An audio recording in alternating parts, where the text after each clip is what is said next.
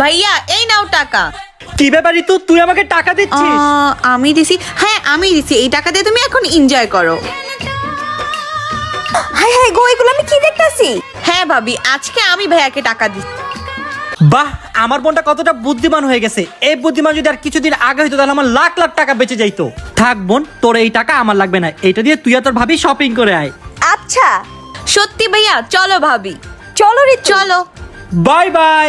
Sir কেমন আছেন? হ্যাঁ আমি ভালো আছি। আপনি বিজনেসের টাকাটা পেয়েছিলেন? কোন টাকা?